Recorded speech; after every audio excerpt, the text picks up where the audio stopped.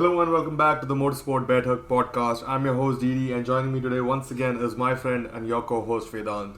On this episode, we'll be previewing the triple header in Belgium, Netherlands and Italy. That is Spa, Zandvoort and Monza. So let's grab some chai, take our seats, ready opinions and dive right into the conversation. And F1 is back, Vedant. F1 is finally back this upcoming weekend. How excited are you, Vedant? As much as I was crying that these 4 weeks are gonna be the longest weeks of the year, there was enough motorsport to keep me entertained. However, I did miss F1 a lot, and I am so excited, as you can hear in my voice, Vedant.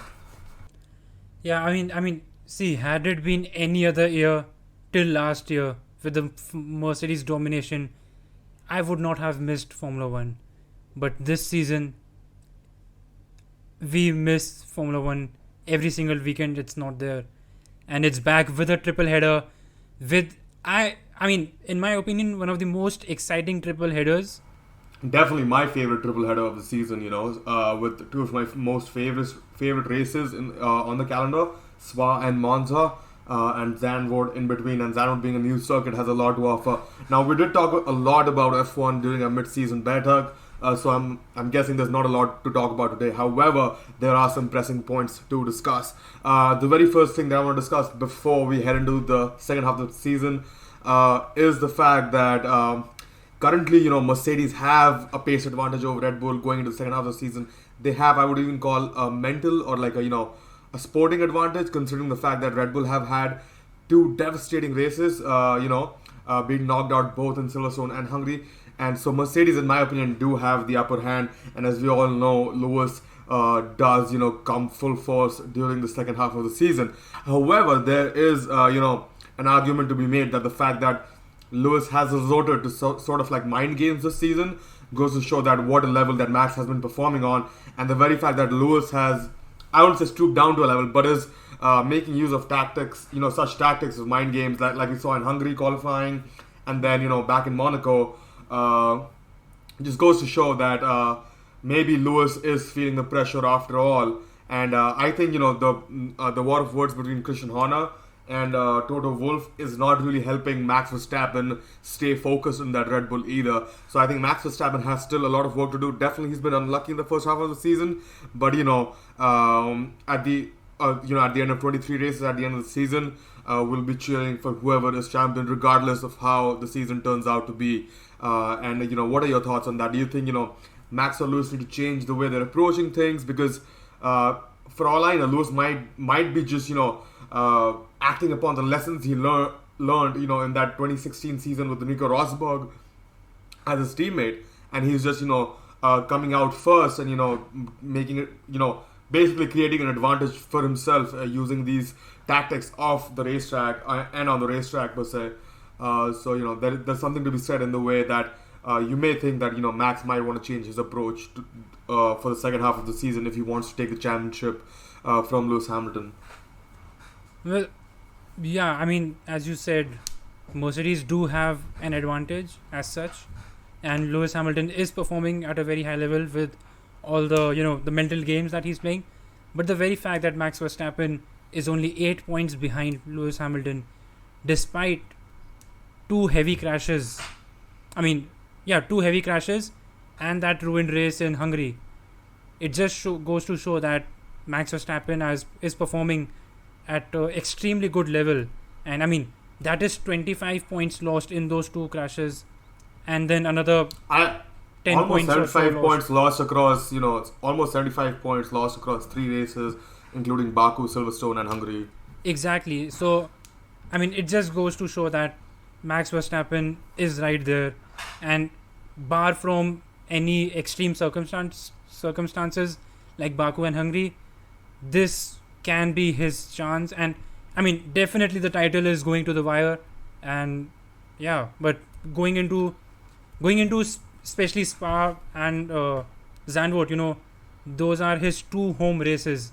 Spa, obviously we know that the Orange Army every year comes to Spa, and Zandvoort obviously is his home race. So that would be a major boost for Max Verstappen, and the Orange Army and obviously the fans will obviously help him and motivate him more. Absolutely, a lot to look forward to. Max, a couple of home races, like you said, coming up back to back. And the second pressing issue at the moment for F1 is now at the start of the season we talked about not the F1 not being able to host the 23 races it planned at the start of the year, and it seems more and more likely as we are coming towards the second half of the season that F1 may not be able to host 23 races this year. The Japan Grand Prix just got cancelled earlier last week, and it seems that the US doubleheader might be more and more unlikely as we're nearing that time frame. So the question I guess is, are we headed back to Bahrain if Formula 1 really want to do their 23 races? Are we going to see the not oval track back in the F1 calendar once again? Because the F1 the F1 organization is running out of time to get that calendar back in order and to host those 23 races. Currently, I think besides Japan, we still have one race to be determined. I think that was the Turkey race that got cancelled, or which race was that got cancelled? Australia. Yeah, Australia. Sorry, yeah. So the Australian race also got cancelled. So not a whole lot of time for F1 to make sure that they get 23 races in this year, and I think that also makes things a little more interesting for the teams too, because they'll want to know how many races are to go, how much time or leeway they have in order to grab the championship, especially with all the penalties that Red Bull might be taking on towards the latter half of the season, given the amount of crashes that they have had. Yeah, I mean it's multiple things, as you said. The engine penalties and the parts penalties that they will have to take, and the championship fight going down to whatever number of races there are. So I mean obviously they can't leave that decision to the last moment. They will have to give the teams and the logistics partners obviously 2 months in advance, maybe a month and a half if it's like the minimum they can give is a month and a half, in my opinion, and the time is running out very fast. So yeah, and it's not that easy to just cancel previously scheduled GP. There's a lot of things involved, a lot of logistics involved, a lot of money involved, and it's just as difficult to get someone to sign up to give the money to F1 to let them host a GP at a given circuit. But yeah, those two were definitely the two most pressing storylines coming out of this summer break as we head to the second half of the season. No silly season news at all, especially after the crazy silly season we had last year. So it did seem that the F1 had a pretty quiet summer break, all in all. But I'm pretty sure that the teams will be returning to the offices and to the to the shops this week in order to prepare for the weekend in Belgium. I mean, other than the silly season, we didn't even have any news from Red Bull. I mean, any comments from Christian Horner or Toto Wolff regarding the rivalry and the politics that's going on. So yeah, probably the quietest 30 days we've had ever since last year, maybe. In fact, last year after F1 took off, the F1 2020 season kicked off in Austria. So probably the quietest 30 days we've had in the F1 community. But obviously F1 Sprint will return in Monza, so I'm definitely excited to see that. Straight line speed will be king there, and it'll be interesting to see how it pans out, especially also in Spa. Straight line speed will be a huge thing, and we've seen Mercedes and Red Bull trade punches in that particular area. Red Bull definitely had that straight line speed advantage coming out of the Austria weekend, but we've seen Mercedes put their foot down in Silverstone and in Hungary. But I mean, it feels like I keep repeating myself, talking about Red Bull and Mercedes and how the different aspects, and it seems like they've been going back and forth on all different aspects of the sport, whether it is off the racetrack or on the racetrack, whether it's slow speed corners, high speed corners, straight line speeds, and this is one for the record books for sure. But what are your thoughts on the sprint race in Monza? I'm pretty excited. I don't know if it is the best place to host a sprint race, especially since we've seen in the recent years that overtaking has been difficult. But this year has been surprising, so I wouldn't place any bets on having a boring sprint race per se.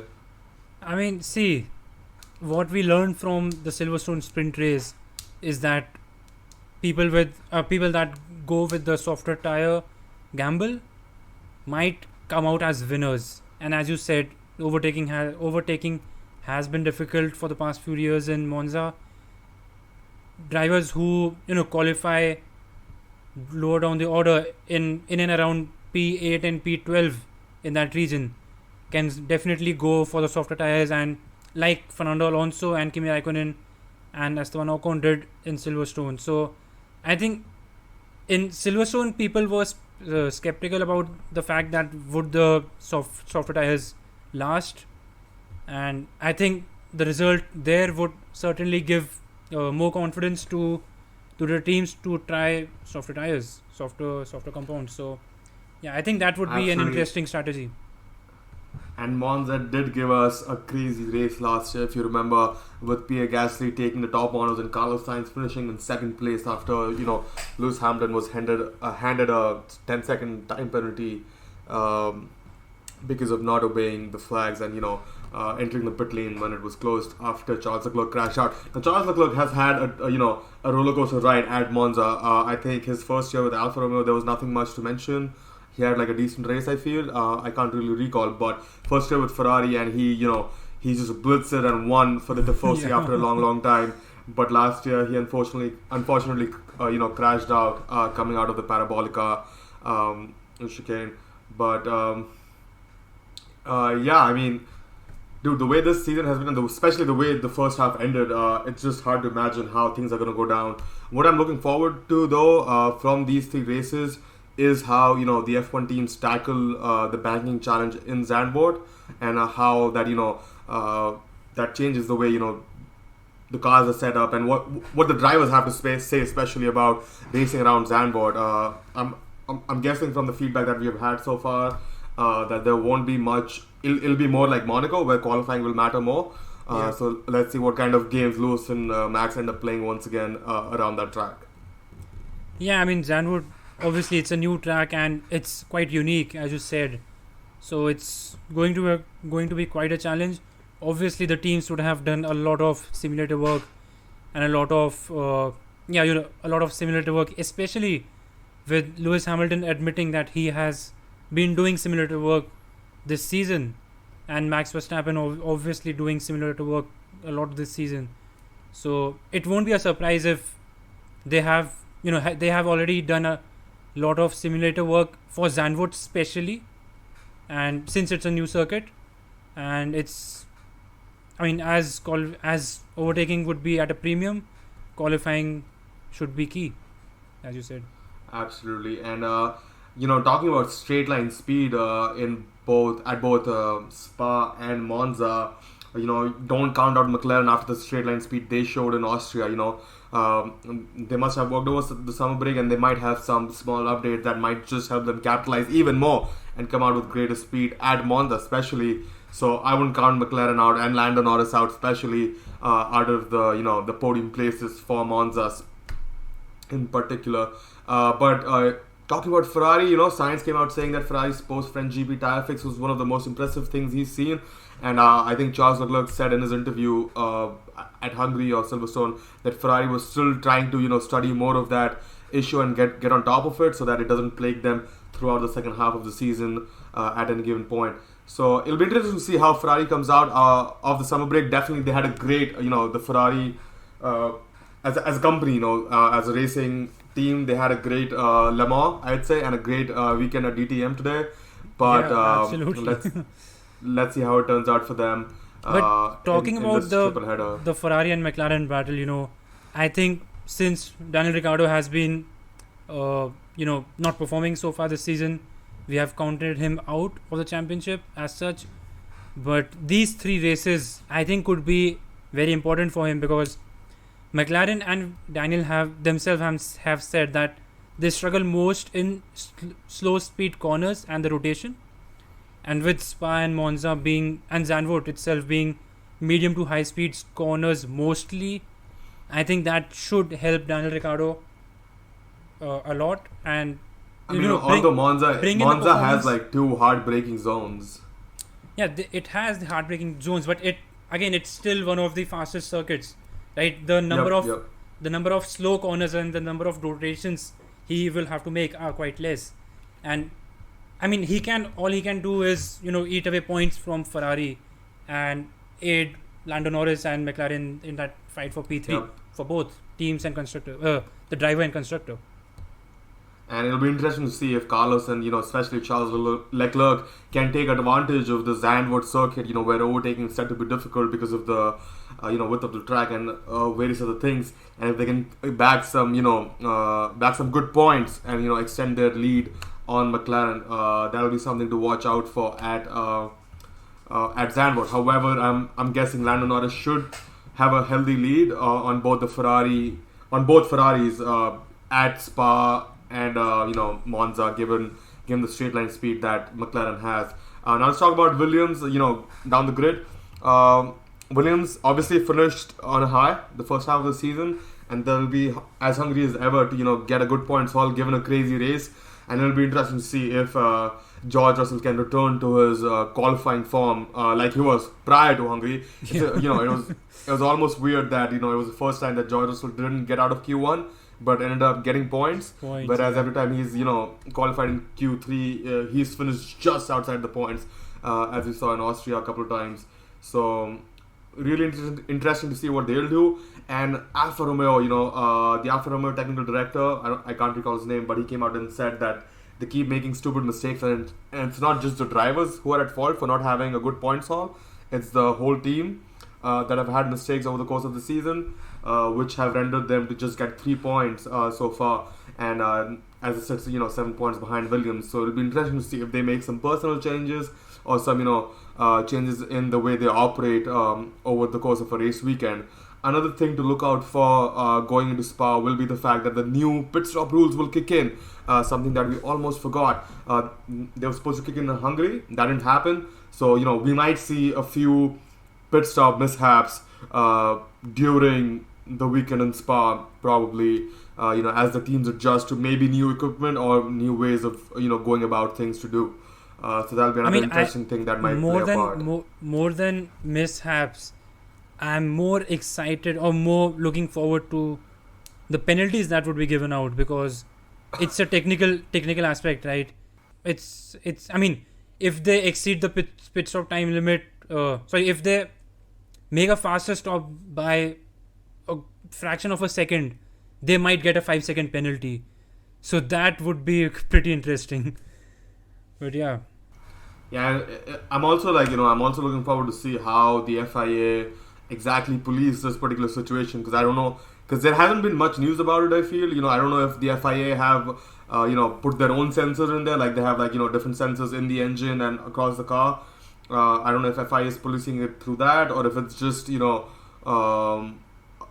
just like a general from a audience perspective that they're policing it. It'll be interesting to see what happens, because there's different ways you could cheat the system per se, and there wasn't a directive per se coming out of the FIA when they announced this rule that the teams had to give up sensors or whatever, or had to change their equipment a certain way.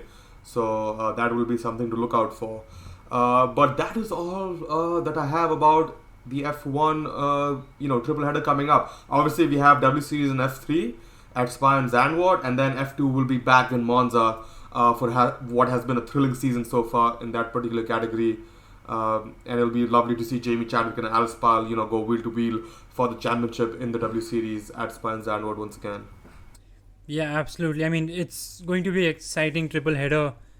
Yeah, I mean, we are just glad it's lovely that to have F1 back. Yeah, F1 is back. Absolutely.